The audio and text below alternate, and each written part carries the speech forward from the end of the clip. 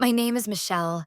I'm 34, and this story begins long before I ever stepped out of our car and walked toward that building, long before the contractions started, or the baby was born, or my husband whispered, "I'm so proud of you," with tears in his eyes. It started in silence. In all the quiet months we sat at the dinner table not knowing what to say. In all the nights we made love not out of passion, but out of scheduling, routine, obligation. My husband Daniel is a good man, one of those who genuinely means it when he asks if you need anything, who holds doors and remembers birthdays and gets the oil changed before the car reminds you. We've been married for 7 years, and for 3 of those, we've been trying to get pregnant. We tried everything: temperature tracking, vitamins, hormone therapy, acupuncture, prayer. I peed on more sticks than I could count, cried on more bathroom floors than I'll ever admit, and slowly, with each failed cycle, the space between us grew wider. It wasn't anger that built the distance, just the quiet weight of disappointment, like we were each trying to hold up the same crumbling wall without looking at the cracks. We stopped touching each other when it wasn't time, and even when it was, it felt like clockwork, mechanical, necessary, not tender or wild or warm. And that's when I started noticing how empty I felt in my own body. I wasn't sad, exactly, just fading. I met Cole at work, not directly, but he worked one floor down in product design. I noticed him because he noticed me. Not in a creepy way, not in a way that made me nervous, but in a way that made me feel seen. He complimented my earrings once, asked if I'd cut my hair, held the elevator door, and smiled when I said thank you like it actually meant something. At first, I told myself it was nothing, just polite banter, just one of those harmless interactions that feel a little too warm but don't go anywhere. But I knew better. I looked for him in the cafeteria, timed my coffee breaks to match his, caught myself smoothing my shirt before walking past his desk. It wasn't intentional, but it wasn't innocent either. The first time something happened, it was after a Thursday happy hour. I hadn't planned to go, but Daniel had a late meeting, and the thought of going home to another quiet evening of reheated leftovers and small talk felt unbearable. Cole offered to walk me to my car, and I said yes, not thinking, or maybe thinking too much. In the elevator, we stood closer than necessary. He handed me my keys when I dropped them.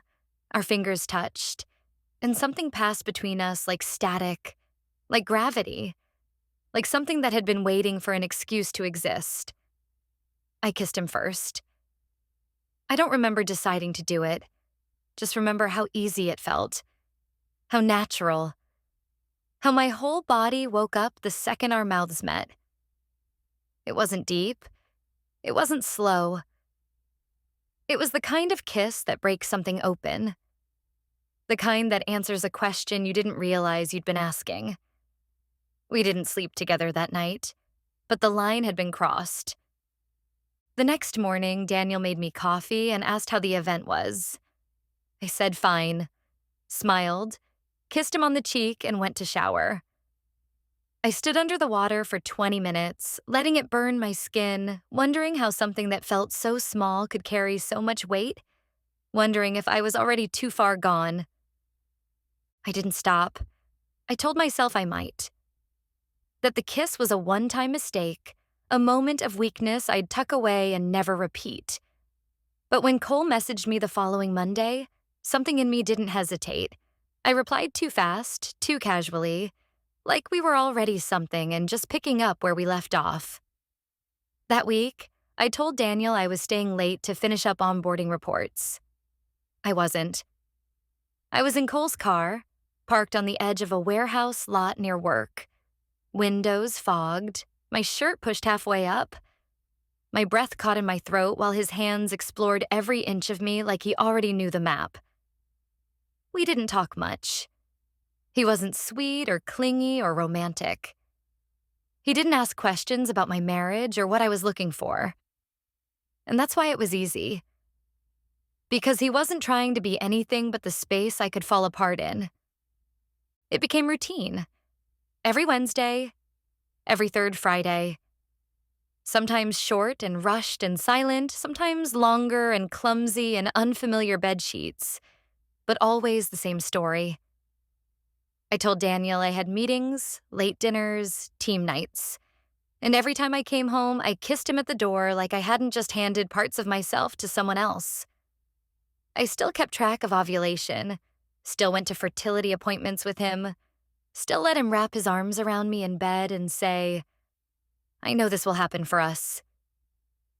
I nodded. I cried in the bathroom alone. I didn't tell Cole about the trying, about the calendar, about the heartbreak each time we failed. It wasn't that kind of relationship. I think that's what made it possible. He didn't know me in any real sense.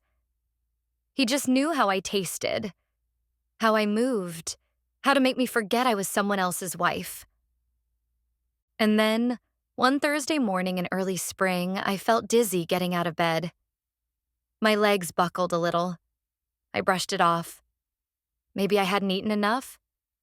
Maybe I was getting sick.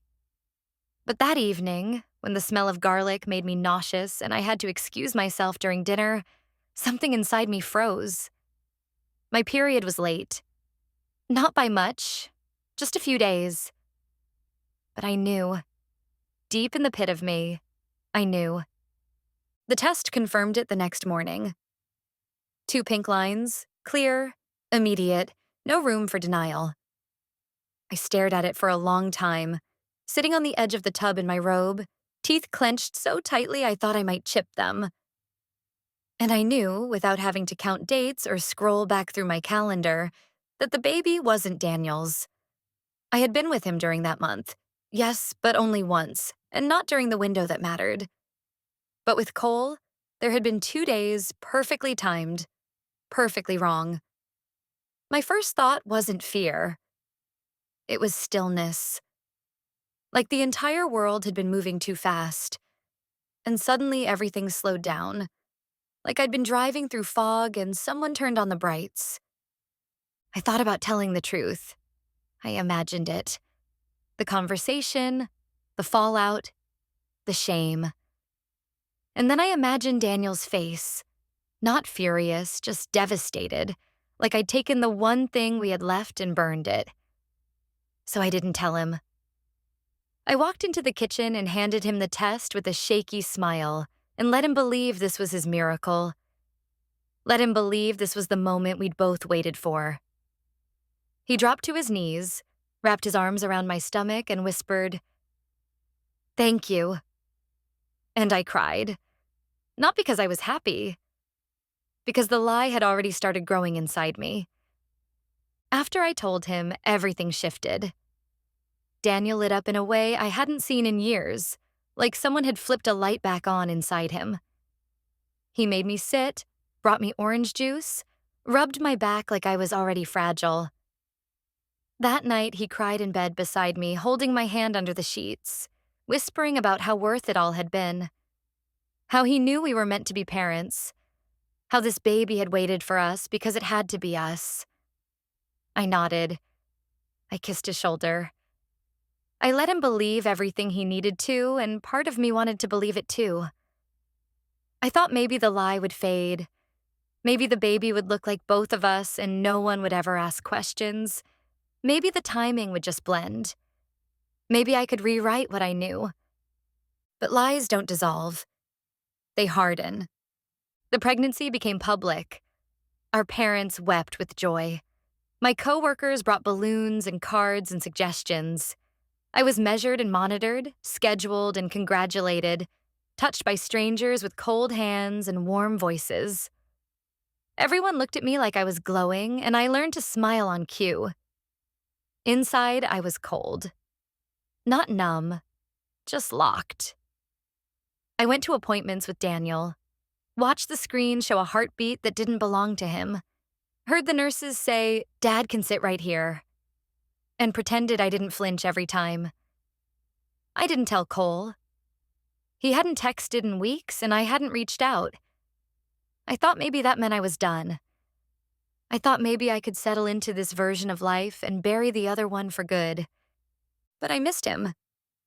Not the sex, not even the secrecy. I missed the way he looked at me like I wasn't carrying weight.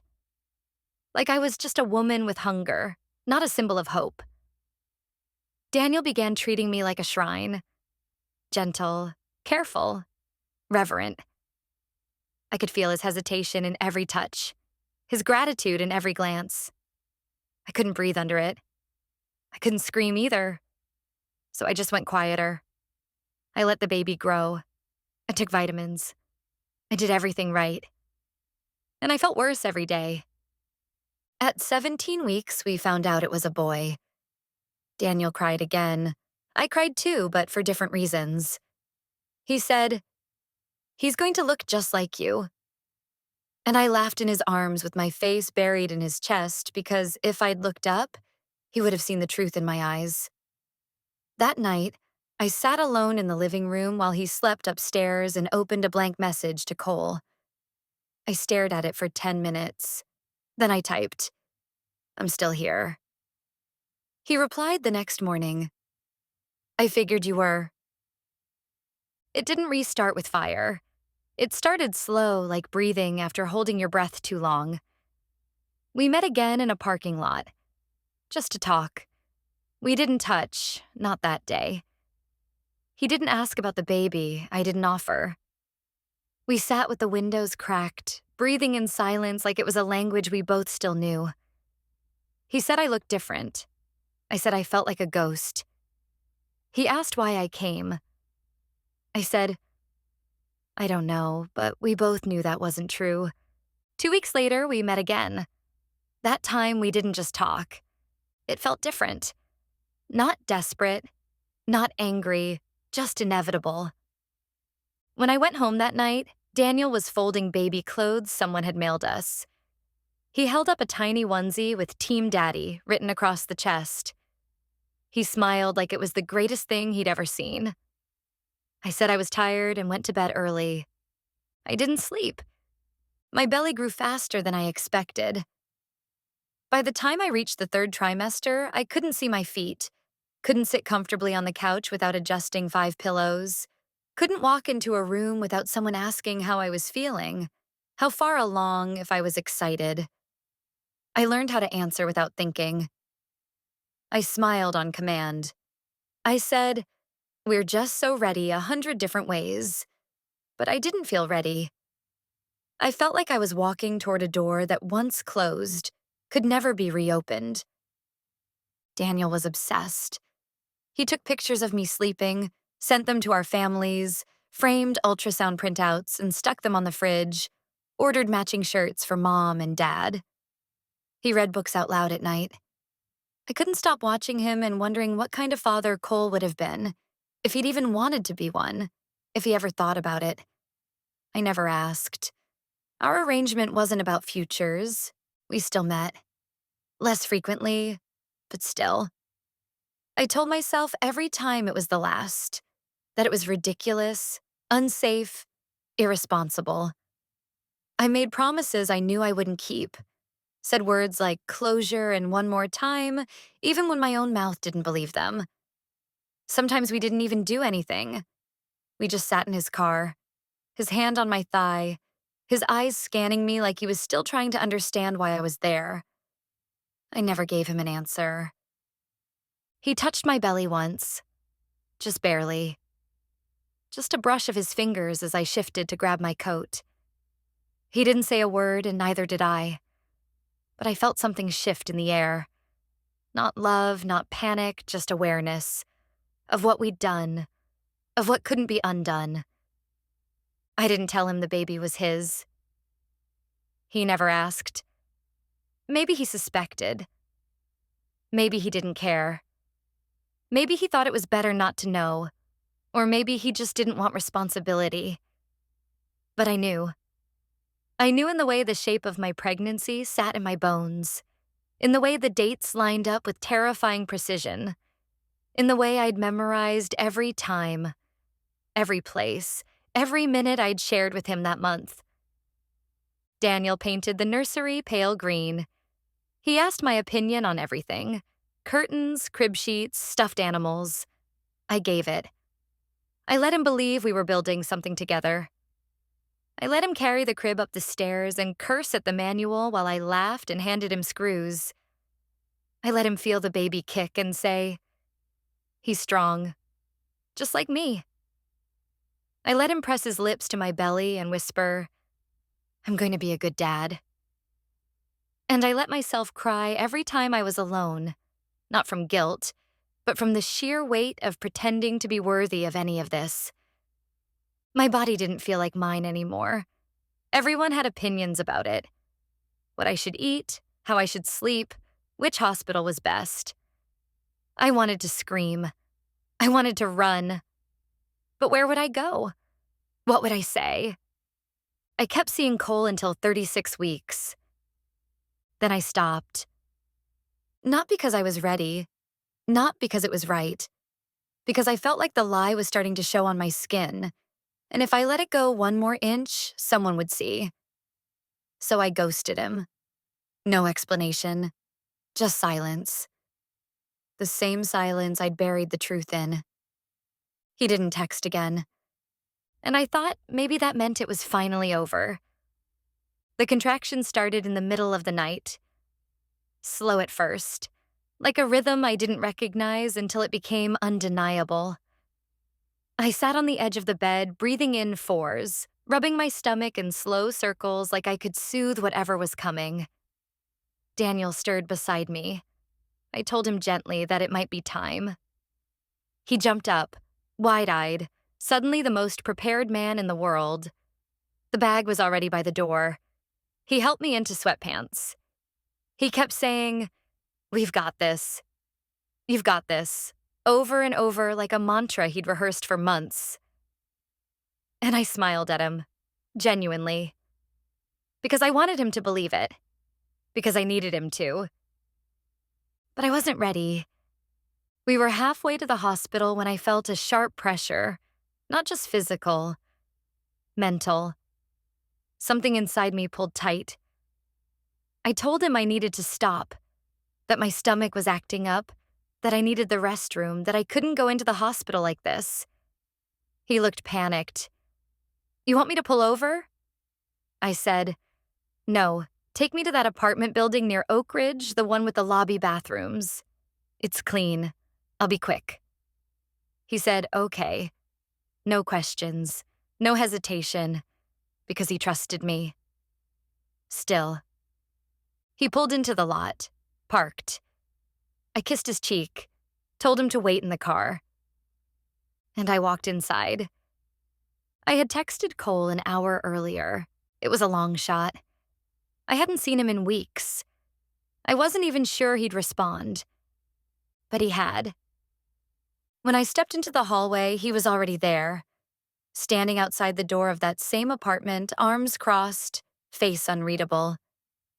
He didn't speak. Neither did I. I walked past him into the empty living room and leaned against the wall because my back hurt and my legs were shaking. I told myself I just wanted to see him. That was the lie I fed myself. But we both knew why I was there. He touched me without asking. Hands on my hips, gentle, not possessive. His lips on my shoulder, his breath hot and uneven. My body responded without permission. My mind screamed at me to leave, but my skin begged to stay. It didn't last long. 10 minutes, maybe. He never touched my stomach. He didn't speak. I didn't moan. It wasn't passionate. It wasn't dramatic. It was something else entirely. A final indulgence before stepping off a cliff. I left without looking back. Walked into the car like I'd done nothing. Daniel was scrolling his phone. He looked up, smiled. "Feeling better?" I said, "Yeah, I think it passed." We drove to the hospital, and I tried not to fall apart. The hospital was colder than I expected. The lighting too white. The nurses too cheerful, like they'd been instructed to keep everything light so no one remembered how close to pain we all were. They checked me in, took my vitals, strapped monitors to my belly, told me I was dilated enough to stay. Daniel held my hand the whole time, rubbing circles into my wrist with his thumb like it would anchor me. I kept nodding at the nurses, smiling when they cracked jokes, saying, "I'm fine," when they asked if I needed anything. But inside I was screaming, not from fear, not from contractions, but from the echo of what I'd done hours earlier, still clinging to my skin like smoke in my clothes. Every 5 minutes the pain returned, tight, sharp, all-consuming. But it wasn't what made me cry. It was Daniel, the way he looked at me. Like I was the center of the universe, like I was performing a miracle just for him. He kept saying, "You've got this, and I'm so proud of you. And you're doing amazing." And with every word, I felt smaller, hollower, like I was shrinking into the corner of my own story, watching someone else play the part of the devoted wife while I whispered to myself, "You shouldn't be here." When it was time to push, everything else blurred. I gripped the rails, screamed through clenched teeth. I cried harder than I thought my body could. Daniel wiped my forehead, told me to breathe, kissed my knuckles. And when the baby came, after all the screaming and tearing and burning, I didn't feel relief. I felt silence. A sudden, sickening quiet inside me that said, "You're a mother now. And you did this anyway." They placed him on my chest. A boy. Pink, loud, perfect. Daniel broke. I saw it in his eyes, the instant love, the unstoppable awe. He kissed my face again and again. "You did it. You did it. I love you." I nodded. I held our son. I kissed his tiny head. I whispered his name like I meant it. But the guilt didn't leave. It sat behind my ribs like a second heartbeat. He doesn't know. He will never know. We brought him home on a Tuesday. The sun was out. The house was too clean, too quiet. Daniel carried the car seat with both hands like it might break if he breathed wrong. He cried when we walked through the door, said, "We're finally a family," and kissed me like he meant it. I smiled. I told him I loved him. I held the baby close and tried not to think about how this perfect moment was built on the soft rot of a lie I'd planted months ago. He was a good baby. Slept well. Ate well. Daniel got up for feedings even when I said I could do it. He changed diapers like he was competing in a game show. He called his mother every day to tell her how amazing I was, how strong I'd been, how beautiful our son was. I listened. I nodded. I smiled at visitors, thanked people for gifts, wrote thank you cards with shaking hands.